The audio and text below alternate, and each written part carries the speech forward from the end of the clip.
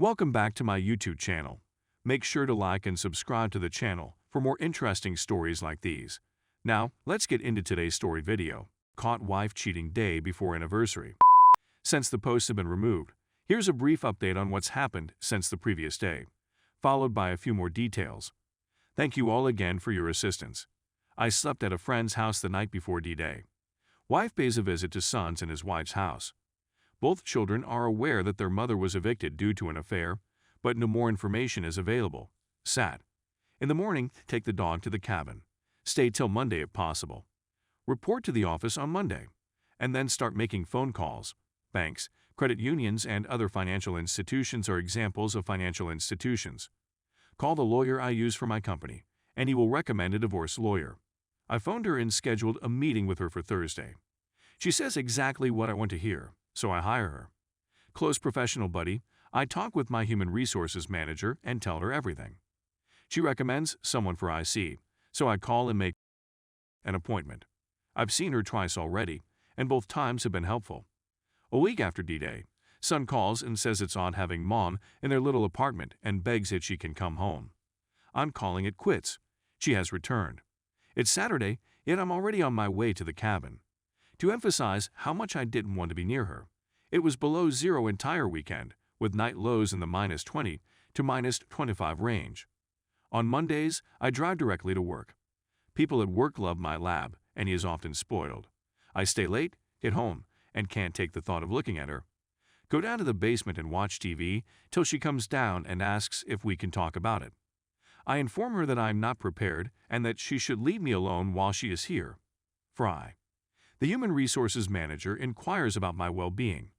Lousy, I tell her that I've been sleeping on the couch or chair in the basement. She recommends that I get a new bed, which is a terrific idea.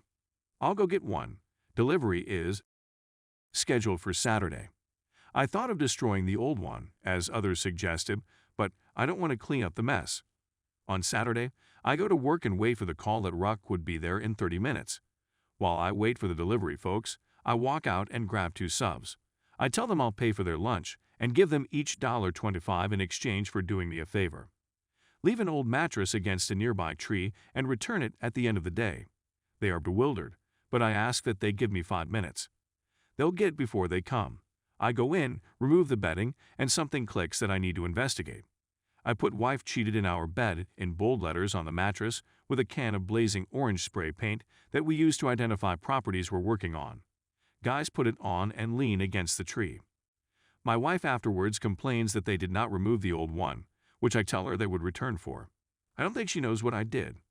On Valentine's Day, she tries to be all romantic and a delicious meal that I don't eat. Attempts to initiate intimacy, I tell her that even if she were the last woman in the earth, I would F her. We don't make love, she says. I inform her that since she decided to F her boss, we haven't made love. I don't know what to say to characterize her expression. She enters the kitchen, trying not to cry. I suppose this is as good a time as any to welcome her inside LR and encourage her to have a seat. I ask her whether she wants to divorce and move on, which I realize is a bad decision, or if we should attempt to repair this. She tells me that she is willing to go to any length to make things right, to make up for what she has done to me. I'm not sure how she'll make it up to me, but I tell her she has to tell the rest of the family before we can try to fix anything. She agrees. That was the most recent update to be removed. 2/17 that night my father had been gone for 3 years, her parents, sister, and brother-in-law all came over. We're all seated in LR, and I'm doing my best to keep as far away from her as possible. They begin with, "What's wrong? We love you, and everything will be okay," as if someone is gravely sick.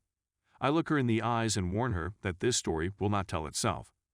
Her father looks at me with eyes that seem to be screaming, "Oh no," as if he knows what's going to happen. I have to give her credit. She wept her way through it, spilling her guts even when I walked in on them in our bed. Someone say anything. She says after a long tense silence. I say what they're supposed to say. "You're a horrible person. You've hurt me more than you know. You've ripped my heart out. You've thrown away 29 years of our life and harmed our family. Not to mention what you 2 jerks have done to his family. Was the actually so great that it was worth it?" I just kept going, all the wrath, hatred, and betrayal that had been building up inside me bursting. I had no clue I could be so judgmental. Enough. Her mother finally exclaims, "No," she says, "she deserves it all," and she her way up the stairs. Mom rushes up to chase her down, but Dad says no, leave her alone. She has to suffer for a while before this goes better. We talk for a while, and they provide encouragement and tell me that if I need anything, I should just ask. I've been in IC, and I feel I'll be okay, but I appreciate your concern. I tell them that I still adore her and that she will need them more than I do. I retire to bed and get the best night's sleep I've had since D-Day. I stroll into the guest room before I leave the following morning and discover she didn't sleep and has been crying all night. I feel that for the first time since D-Day, the gravity of what is happening has really hit her. I feel that notifying her family and letting me go off on her helped her break out of the affair fog. She seemed to be sincere in her repentance. When I tell her we need to chat, she listens more than she speaks. I explain that I'm 99% leaning toward divorce, but I'm still holding on to the 1% life raft. That if at all possible, she should do what I ask in order to help me get over this. She claims she will do anything as long as she is not required to do anything right now. I recall telling her a tale I told her after my father died. My father taught me when I was 17 that you would meet misfortune in life, but how you deal with it will tell more about you than the adversity itself. Under no circumstances should you make critical decisions when you are miserable. Your dad, whatever, I thought at the moment. I wish he was still here so I could tell him I was actually listening. I begin to weep. She rises up and gives me a hug. I don't reciprocate it, but it feels great, which frightens me. She sits down once again, and I tell her she has to leave. If I see her every day, I won't be able to recuperate. We have to go to North Carolina. She accepts and inquires if there is anything more she can do. I tell her I'm too upset to think straight right now, and I'll leave it up to her to figure out what else. On my way to work, I call my lawyer and ask if I may see her today. We get a cup of coffee since she's on her way to work. I explain her about the 99-1% situation, and so forth. If I go that path, I'll have her draft divorce papers to get things started. She suggests that if I have the time and the means, I locate an apartment for my wife and pay for the first month's rent. That if it goes all the way to court, it will reflect my willingness to seek a peaceful conclusion. I agree, and she assures me that she will have something for me to evaluate by Monday. When I get at work, I call a real estate broker with whom we've done a lot of business in the past. Inform him of the circumstance and the assistance I need.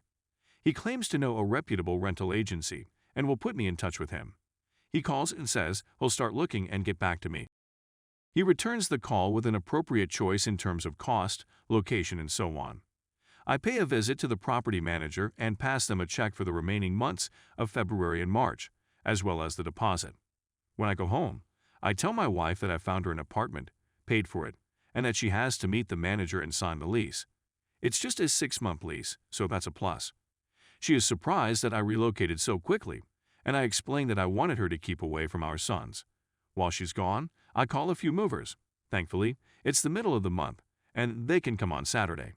When she gets home, I tell her I'm done with movers and question her about why he hasn't asked her about money.